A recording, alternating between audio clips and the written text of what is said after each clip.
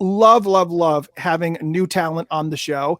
And if you want to make sure that you come online and that you join us and check out a very talented girl by the name of EmiSunshine. She is unbelievable. And she does, it's country, but it's also Americana, but she's also got her own unique style and flair that she does.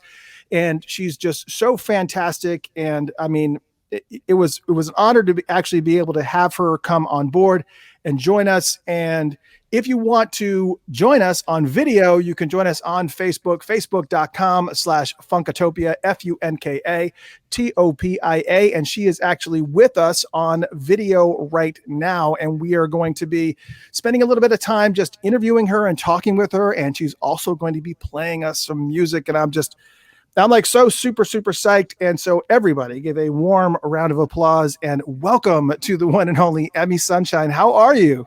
I am doing good. How about you? I'm doing fantastic. I mean, it is such an honor to have you on here.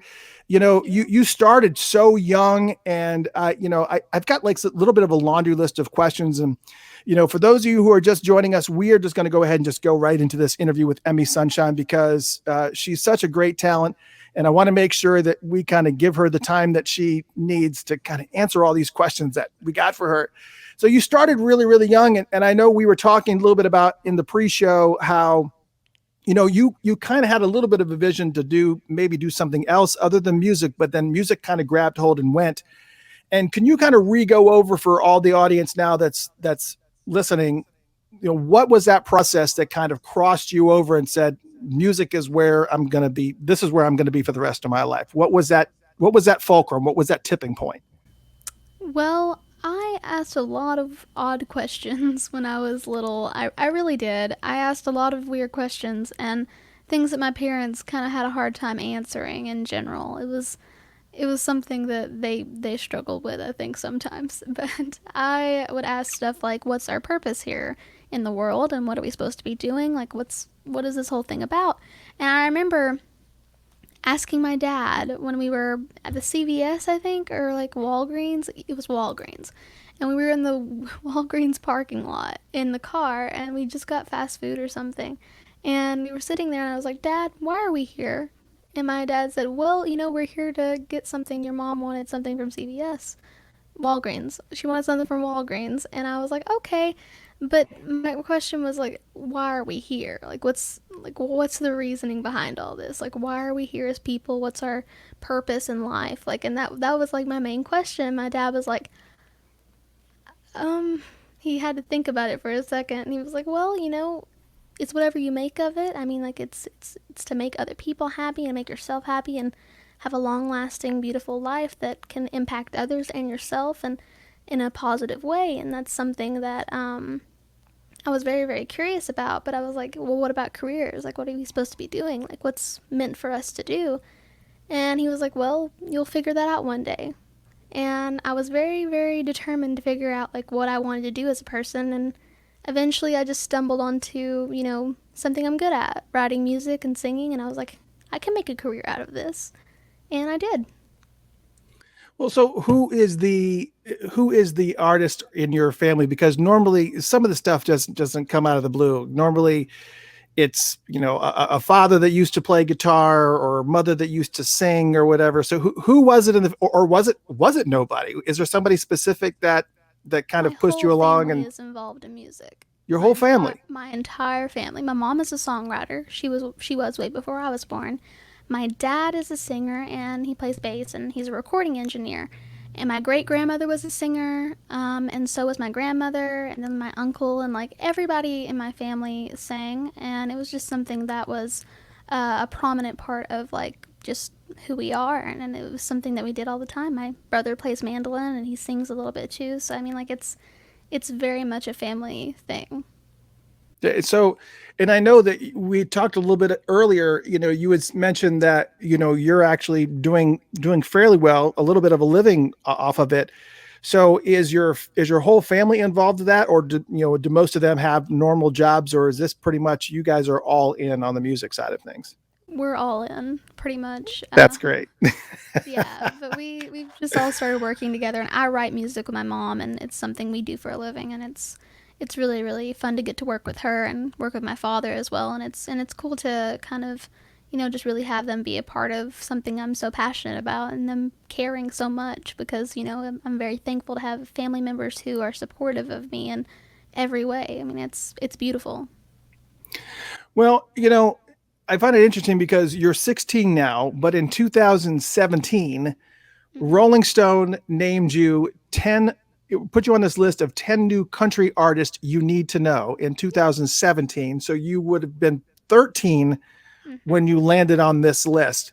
First off, first off, you're more than just country. So maybe if you could explain a little bit about your style and how you what you kind of how you define your style, but also what are you thinking when as a 13-year-old seeing your name in Rolling Stone? I mean, what is the process? Are you like buying all the copies you possibly can find? Let's start there. I actually didn't buy any copies. My parents did. And I was Well, like, same thing, right? yeah, but basically, I guess. Yeah. But no, but they were like, this is incredible, and I was like, yeah, it really is. But I don't really know if I want to. I don't. I can. I don't really know what to think at this point in time. But at one point, I was like, I like that I was named. I like that I was on that list, and it's an honor to be a part of that. But I feel like I am more than that, to be honest. When it comes to my music and how I define it, I don't. I mean, good music is good music, and if it has a message that somebody can relate to, or if it has something that people just listen to as comfort in general, that is beautiful. I mean, like that's really awesome to have songs like that. But for me, I just don't really try to define it that much because I feel like that puts me in a place where I'm put in a box where I'm not able to progress and move forward, and that's something I never want to put myself into. Yeah, no, because you've been, you're so, well versed in all this. I mean, I mean, you've already been, a lot of people don't know this, but you've been on the Today Show, you've been on Steve Harvey's show, The Little Big Shots. Mm-hmm. You've played at the Grand Old Opry like multiple times. A How few did you times even actually, yeah. yeah, how did you even get in there the first time? Because the Grand Ole Opry is one of those no joke places. It's kind of like the country equivalent of like the Apollo in New York for artists. It's like if you get up on that stage and you bomb, they're not very forgiving. They're not They the are friendliest crowd not. if you crash and burn. Oh no, they just sit there like this. And it's the Right. most uncomfortable thing in the world. Even though you love it, like you love playing there, but there's still those people in the crowd that are like this the entire time, and it's the scariest thing you've ever seen. Their faces, you can just look through their faces and see nothing because they just sit there. That's all they do. Which is fine. I mean, I'm that type of person too. That's why I sit in the back so I don't make anybody uncomfortable. So for me, I guess that playing the Opry is such an honor. I mean, it was really really Mhm. cool, and I enjoy playing there. It's really really nice, and the people there are very good to their entertainers, and that's something that I find very honorable and very sweet. So I guess that playing there the first time was because of the Today Show. It was something that kind of introduced me to them, and that was just kind of the starting point. And then later on, I put out a few albums. Things happened from there, and started working with different people, and that just kind of brought me to play there over and over again. And that's really really cool, I think. Yeah, and how did you even get in there the first time? Because wait, it was you said it was because of the Today Show. Did they reach out to you and then what was that first performance like? I've actually been backstage at the Grand Ole Opry. I don't remember why. I think my mother was doing something to meeting planning there, and I got brought there. And one of the things was we got to sit backstage at the Grand Ole Opry. But what is it like standing on that stage for that first time? Oh, I mean, like it was a pivotal like point in my career that really just brought a lot to me. I mean, I remember hearing about it from my grandmothers and how much they thought the Grand Ole Opry was incredible. And my grandmothers played. I think my great grandmother played on the Tennessee Barn Dance and stuff like that. And it was just like something that I really wanted my entire life because, well, it's something that was seen as a goal for me through my family and through myself. And I remember like a week before I played the Opry, I remember going into some kind of guitar shop, ukuleles, and like it was just like a music shop in general. And we were standing in there, and I found this really amazing ukulele, and it was a tipple ukulele, and I remember loving it. I thought it was beautiful, 10 strings, and it was just incredible. And the neck was just like a really like good width, and it was just like it was really good. And I wanted this ukulele so bad, but it was so expensive. So I asked my dad. I was like, "Can we get this, please? Let me get this." And he was like, "Oh yeah, when you play the Grand Ole Opry, I'll get you that ukulele." And then like 3 weeks later, I played the Grand Ole Opry, and I was like, "Where's my ukulele?"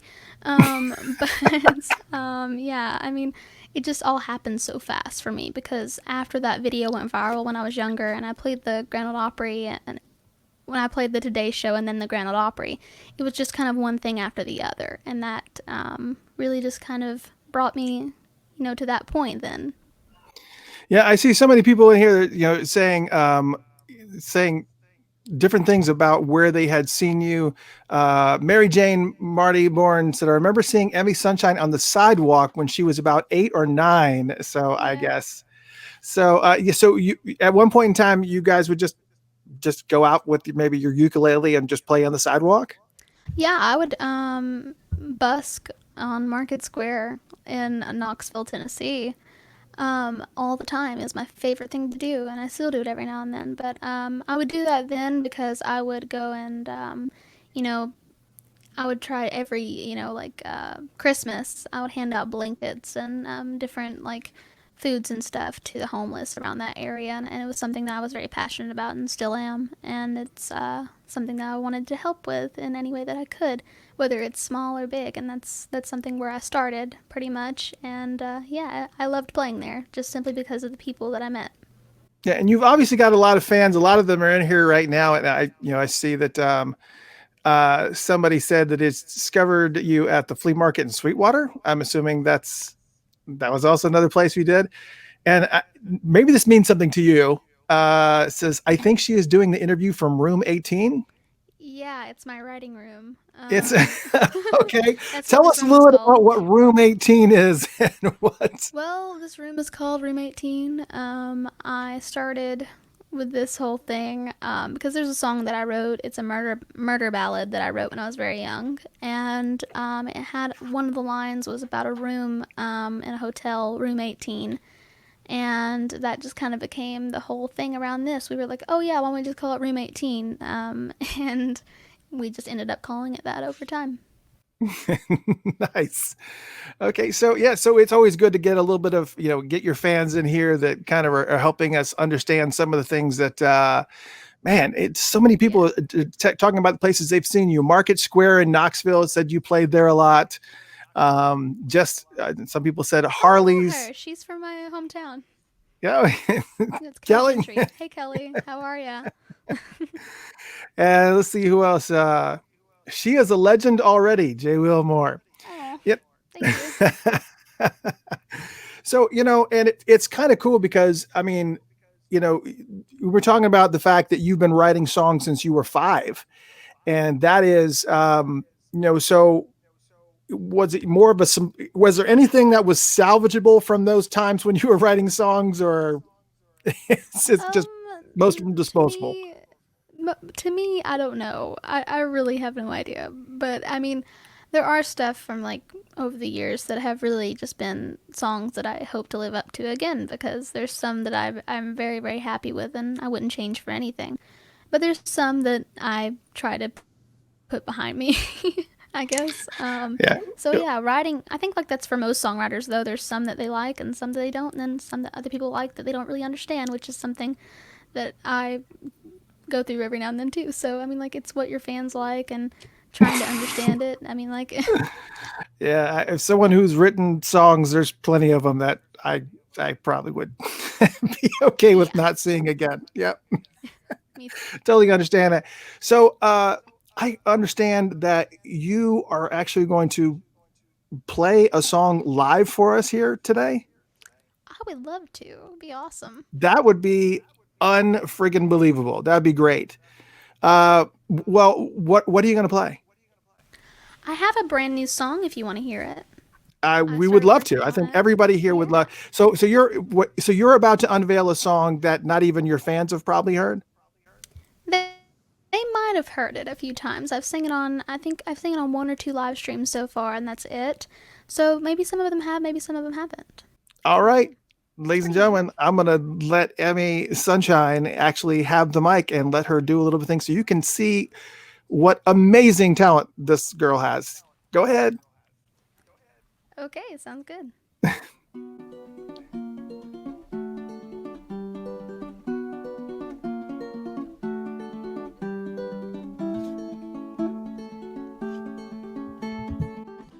They were drawn in only black and white.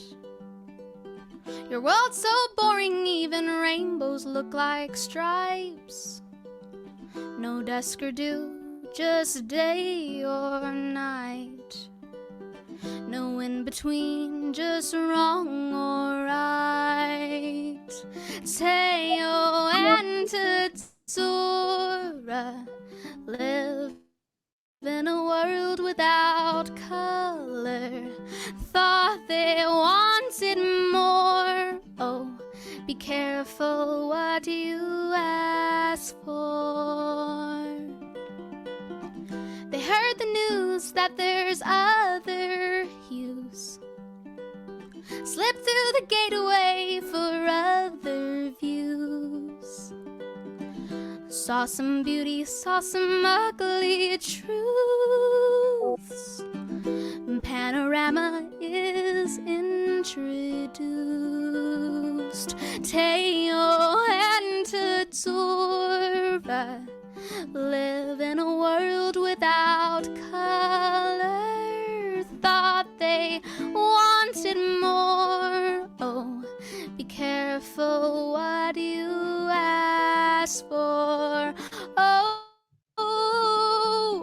so many shades of things, gorgeous and complicated. Did you anticipate all the bad with the great? It's worse, but it's better. You're braver, though you're afraid. 7 colored stripes now. Teo and Tsura live in a world with so much color. Thought they wanted more. Oh, it's charming what you've asked for. Oh.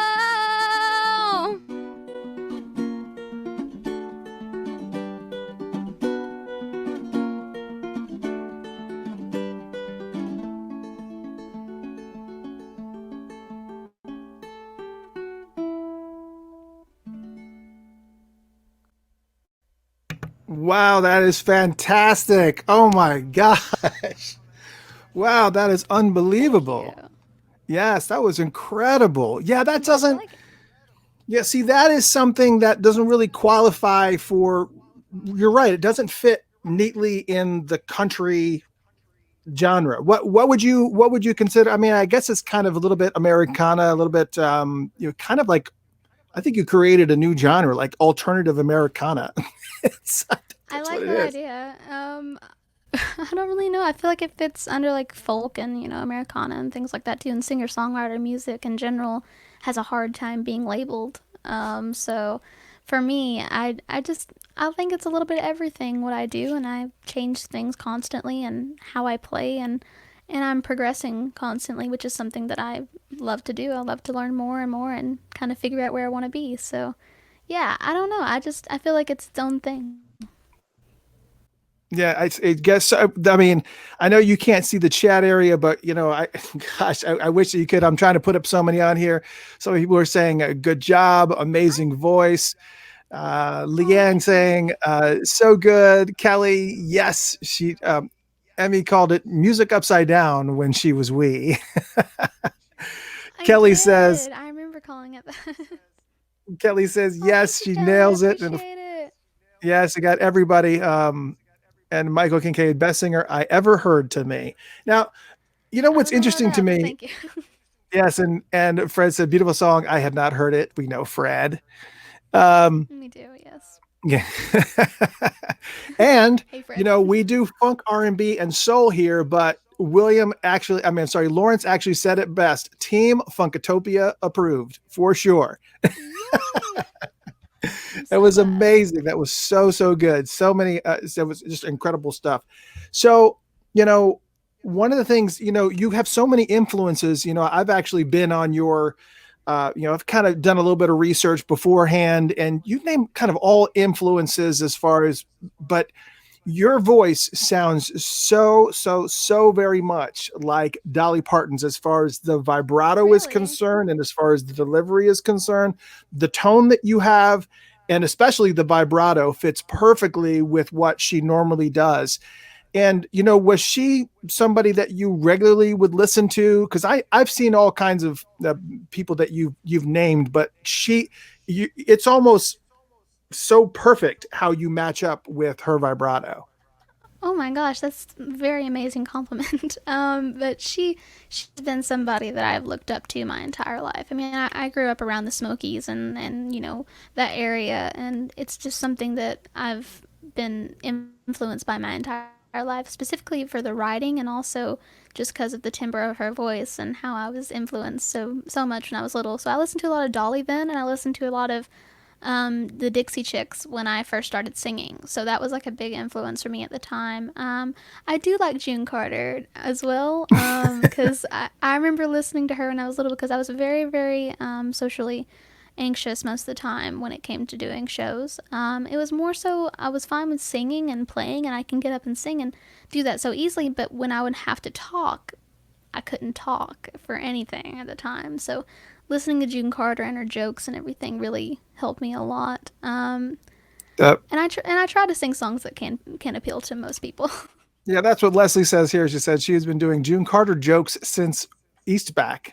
So, so is your stage show? I mean, when you actually on stage, do you actually do a lot of that banter where you kind of do a little bit of joking back and forth and just kind of cut up and tell jokes? Is I used to when I was younger. I used it as a way of me learning how to talk to a crowd and interact with a crowd. But now I don't really do that. It's not very me, to be honest. I'm not a very humorous person most of the time. I try to be, but I'm not really. but um, but I guess that it's mostly just about me interacting with the crowd, and and my family helps with that as well because I have a family band. My brother plays mandolin for me, and my dad plays bass, and I have a drummer. His name is Bobby. He's my uncle, and it's just something that kind of brings that humor out because I don't think I can do that as well on my own, to be honest. yeah, Um, well, when you have especially when you're first starting out, and you're not even really first starting out. I mean, you've accomplished way more than a lot of musicians who have been doing this their whole lives are wanting to get to that point where they can be on a few national television shows and perform at the Grand Ole Opry multiple times. But there is, obviously a really good draw, because one of the big things with vocalists, and a lot of people don't understand this, is that there's got to be something marketable in the way that you deliver, the way that you sing, the way that you present yourself. And I've already seen multiple comments here about, I love her hair, I love her hair. oh, So that's neat. you've got so you've got the marketing thing down as far as how you present yourself, and the tone of your voice is very, very distinct. There's not, I mean, it does have taste of June Carter. It definitely has taste of Dolly Parton for sure. Dolly Parton was the first thing that came to my mind when I heard it, because again, you saw my daughter was here earlier, and she is like, I don't know where it started, but she's like a Dolly Parton fanatic. That's And amazing. so she always, for me, I mean, I liked Dolly, but my schooling on Dolly was more, 9 to 5 and Jolene and things like that. But she actually was digging really, really deep into some of her really unknown songs that I had never heard before when she was playing it in the car. And so I really got schooled on Dolly Parton and really began to get a little bit more of an appreciation of not just her voice and her tone, but also how it adds to the storytelling part of it. So and I'm getting around to a question, I swear. The storytelling part of it when you're writing, and I know you've actually done a lot of work with a lot of well-known artists in Nashville. Um, Do you feel like, you're getting a lot of songwriting ideas and storytelling ideas from those writers, or do you like to have a little bit more control over telling the story, or, what how do you pick the let's answer ask a question like this.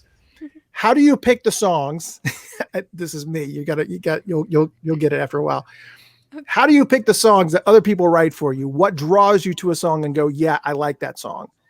And Well, I mostly write for myself, so I don't really know really. I mean, like, but I write for myself most of the time, and the songs that I do pick that are covers and stuff that I would usually do, it's mostly just stuff that I have found that I love and artists that I love, and then I'll kind of look at those songs, be like, hey, this could be compatible with my voice. This could be kind of cool. So it's usually picked through that, but when I'm writing music, it's mostly something that I'm feeling at the moment and things that I think that are, just important in the world today and things that people need to hear and just what's on my mind as a human being. So, I mean, and sometimes it can be from stories that I have kind of overheard because I eavesdrop on people sometimes. So I find stories through that. But I mean, I sometimes will come up with stuff too because I've come up with a lot of murder ballads over time, and that's something that I've had the pleasure to write my entire life, which is something that a lot of people in this specific area in East Tennessee write. So something I started out on and I still love today. So the songs that I pick for myself are just stuff that I feel that, just kind of work with me as a person, just kind of right. represent me.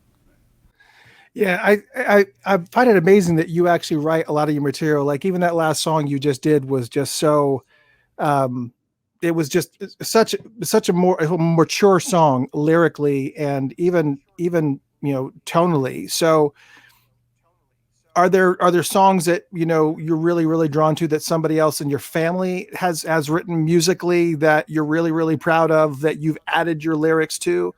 That you're, are there any song that was written by your family that you are really proud of that appears on any of your albums?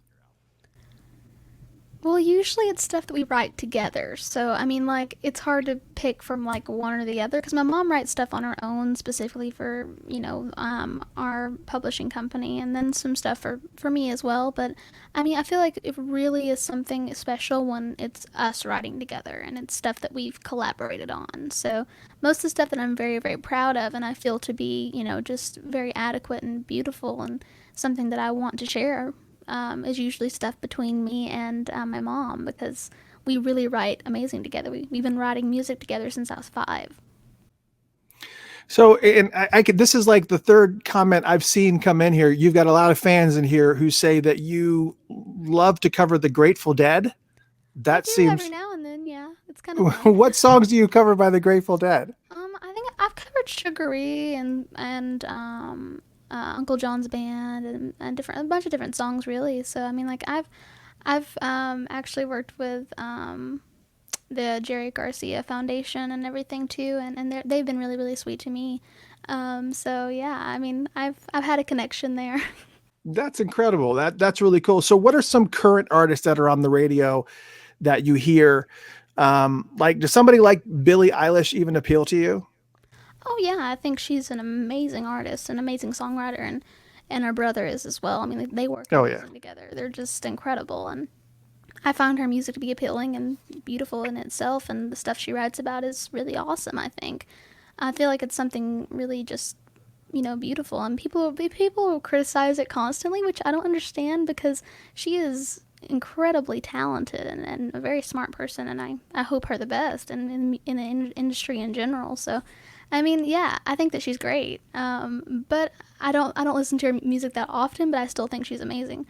But I listen to a lot of different artists, but I think like one specific artist I listen to a lot of is Jack White. I listen to a lot of Jack White. I listen Really? to Yeah, absolutely.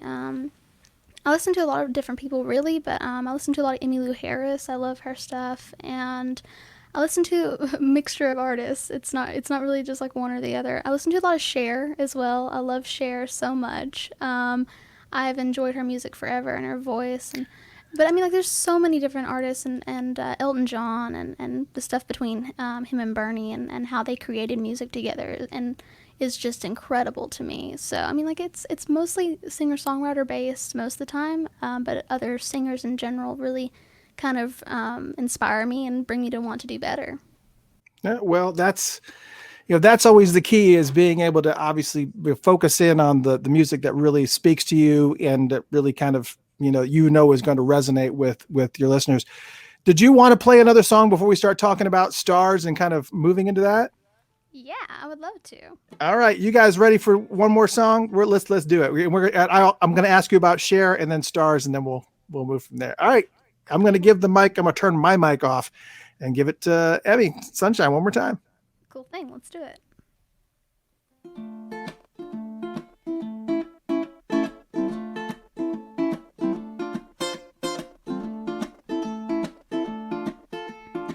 Heading down to Baton Rouge to ease my worried mind. I'm heading down to Baton Rouge. Oh, maybe I'll go tonight. Oh, maybe I'll go tonight. I've been here in Knoxville town, oh, with my Danny Ray. Forgot how Louisiana feels, oh, in the month of May, oh, in the month of May. Ba-zibbity ba-ba-dee bow, ba-dee bow, ba-zibbity ba-ba-dee ba-ba-dee ba-ba-dee ba-ba-dee ba-ba-ba, oh, ba-dee bow. Ba-dee bow, oh, ba-da-ba-dee ba-ba-dee ba-ba-dee bow, oh, ba-zibbity ba-ba-dee ba-dee bow. Met my sister Lizzie Jane, oh, just the other night. Oh, I made our plans to leave Knoxville town when that moon burns bright. Oh, when that moon burns bright, I sit down by that Poncha train and visit New Orleans. Rest a spell at Cafe de Mon, Big Easy, rock me to sleep. Hey, Big Easy, rock me to sleep. Ba-zibbity ba-ba-dee ba-ba-ba-ba-dee ba-ba-bow, ba-zibbity ba-ba-dee ba-ba-dee ba-ba-dee ba-ba, oh, ba-da-ba-dow. Ba-dee bow, oh, ba-da-ba-dee ba-ba-dee ba-ba-dee bow, oh, ba-zibbity ba-ba-zee ba-ba-dee ba-ba-zee bow. A woman's made from Adam's bones. I got a mean streak 3 miles long. Oh, Danny Ray was good to me, but with the burning moon I'm gone. Well, a woman's made from Adam's bones. I got a mean streak 3 miles long. Oh, Danny Ray was good to me, but with the burning moon I'm gone. Oh, but with the burning moon I'm gone. Ba-zibbity ba-ba-dee bow, ba-dee bow, ba-zibbity ba-ba-dee ba-ba-dee ba-ba-dee ba-ba-dee ba-ba-ba-ba-bow, oh, be-da-be-dow, ba-dee bow, ba-dee ba-ba-bow, oh, ba-zibbity ba-ba-dee ba-bow-bow, oh, ba-zibbity ba-ba-dee ba-dee bow.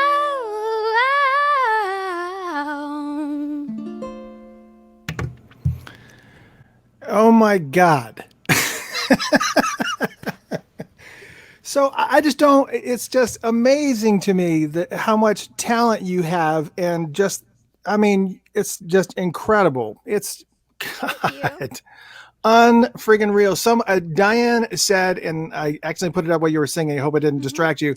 The song was featured in the documentary, The King, about Elvis, and you sang it at the Cannes Film Festival. Can you tell me a little bit about, how you got involved in that documentary and everything that was going on there?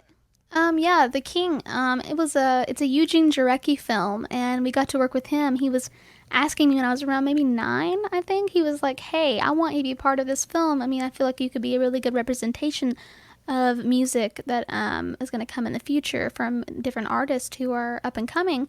We really want you to be a part of it." And I was like, "Absolutely." And we did the film, and we went around in Elvis Presley's Rolls Royce for about like I feel like it was an entire day. Oh my gosh. And it was so hot. There was no air conditioning.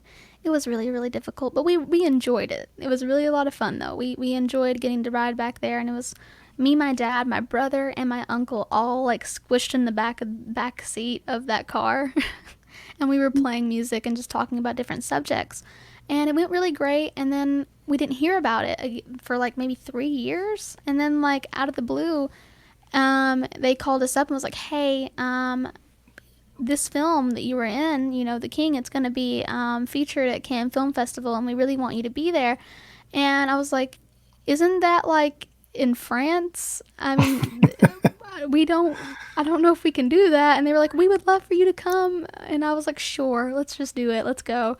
And we went, and I got to be there for that whole thing, and it was really good. And for the showing of that film, and it was really, really amazing, and it still is. I'm so honored to be a part of it. But yeah, it did really well, and I think it did really well at Sundance as well. So I mean, like, it's really incredible that I got to be a part of it. It was awesome. Well, hopefully people get an opportunity to see it. And so I want to migrate now into, one of the more upbeat songs that you had an opportunity to do was working with the iconic, legendary Bootsy Collins, which is how we actually made this connection so that you could actually be here. And for those of you who have watched the Bootsy Collins Music Cares song that he did called Stars, if you click play, one of the first individuals that begins singing on that song is the one and only EmiSunshine here. And how did that come about? Because, for two totally disparate styles of music, how did you actually merge that? How did you fit into that? Did you feel like it was a little bit of a struggle to get into I that didn't feel zone? like it was a struggle, really. I felt like we just kind of left genre out of it, and we just wanted to make a song. You know, it's that kind of thing where music can come together in any way, as long as you're not trying to force it. And that's something that was really beautiful about that. We weren't trying to force it. We just wanted to have something cool that we could put out to people, and when we did, I mean, I got to write the lyrics to that. I mean, that was awesome. I got to write the lyrics to this song and kind of bring something that I thought he was trying to say through, the music and everything, and I wanted to make sure it was accurate to what Bootsy wanted. So at one point, I was writing it, and I was kind of nervous, but I mean, I got there eventually, and I started working on the vocals and everything, and I wanted to make it where it was a little bit more simplistic than what I would usually do, but I wanted to leave space for everybody else and to make sure that it was something that could be well rounded through all the voices and everybody who was going to be in it, of course. So, I mean, it was a cool process, and just working with Bootsy and Patty, incredible. They're just great people. Yeah, Patty is definitely a unique individual, but she's actually here. Let me see if I can add her into the stream and we can kind of get her into the mix. Patty, how you doing? Hey, Hi. Patty. Oh, EmiSunshine, I'm so happy to see you. I'm Thank you happy to for see you joining too. us. Thank you Ooh, for having me. It thank was you, just Christopher. Thank you. Oh no, it's so great because for those of you just joining us, I probably should have specified this. We are interviewing the very very talented EmiSunshine, who you've got to hear perform a couple of times live here, which it was just incredible. She is just amazing. And she is actually performing. She performed with Bootsy Collins on the song "Stars" for the Bootsy Collins Music Cares Challenge. And Peppermint Patty is with us. Patty, Bootsy Collins' lovely, lovely wife, is with us, and she is the what would be your title? The Empress of Funk. Well, tonight I will accept that. I love that. I'll take That's that. beautiful. A No, little I'm bit. just plain old Princess Peppermint Patty. That's what I'm Nice. just Princess Peppermint Patty. There you go. Triple P's in the house. So we are, yeah. So yeah. Did you get an opportunity to hear EmiSunshine perform before she worked with Bootsy, Patty? absolutely no, I did not. It was just such a joy though once we finally were able to connect, and then we started checking her out, and she is truly, I get your name. You are a ray of sunshine Oh, thank to you. the music and to the world. And we're just so happy and humbled to be working with you and your family. I mean, your mommy. I haven't really had a chance to speak with your dad and your brother, but working with your dear mother is just incredible. And the song that you wrote regarding your mommy, I love that. Did you talk about that at all? I Just did curious. not. I remember it being close to Mother's Day or something, and I wanted to write something specifically for her, and I Yeah. remember writing a little song for my mom when I was very, very young, and I think it was called Jesus Loves Mama. I don't Yeah. remember Yeah. half of it, but it was such a cute little song, and I remember just wanting to write that for her, just showing her how much I appreciate her being in my life. So So that's my first introduction. I listened to that song and I was so really, touched. Yes.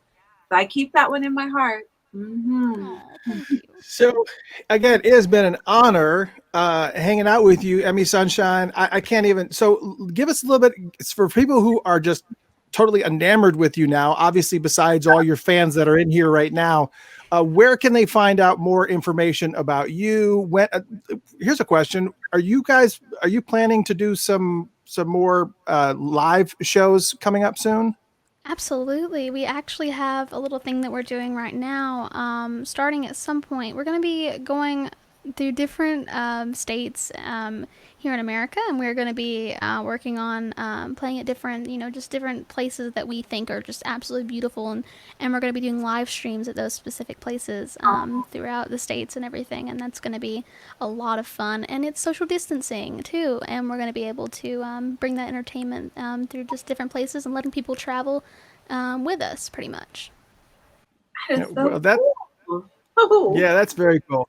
I I like like the that. fact that we're actually able to see some live shows now because that has been that's been the worst thing. And that's one of the reasons why we did this Music Cares challenge where we were asking for donations to help support musicians and artists that simply can't pay bills right now.